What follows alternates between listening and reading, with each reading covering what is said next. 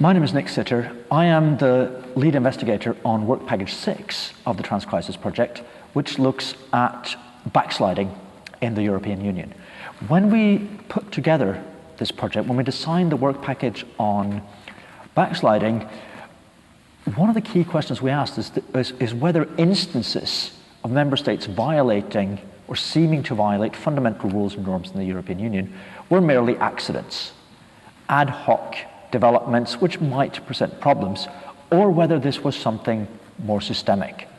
And the second question we asked was whether, if this was more than a series of accidents, it might present a threat to the European Union as an organization.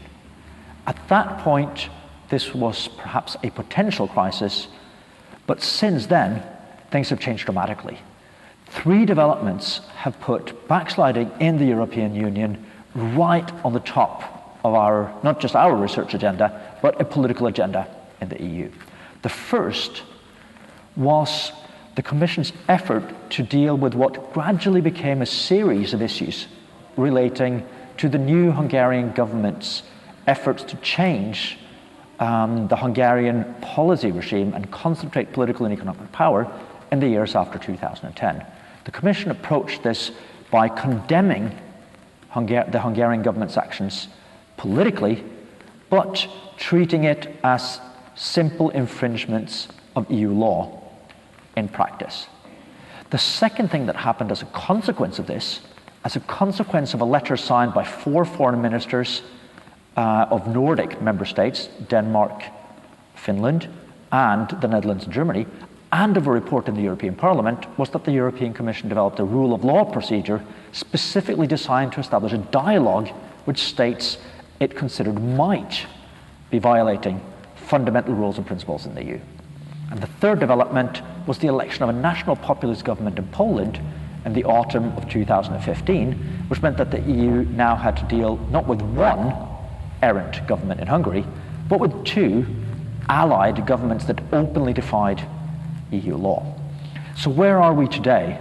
I think today we're in a situation where the answers to the questions have become far more obvious than we originally thought they might be. This is certainly not a matter of 2 or 3 isolated incidences. It is clearly a matter of systematic and deliberate violations of some of the fundamental principles on which the EU is based, even if some of the time these measures manage to comply with the letter of the EU law. The second point is that this is a pattern. This is now not just a one-off accident or a coincidence of 2 events, but it's a pattern of 3 or more systematic challenges to the EU.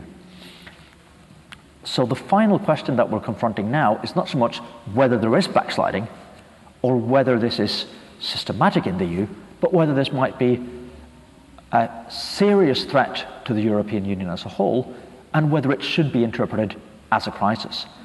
At the moment, that is still an open question. The European Commission spoke of it as a crisis in the Hungarian case, but investigated it as ordinary infringement, whereas in the Polish case, they both speak of it and investigate it as a serious crisis. Much now depends on how the European Parliament and the European Council, that is the member states, react to this. Would they share the Commission's opinion, or would they retreat from censuring one of their fellow member states?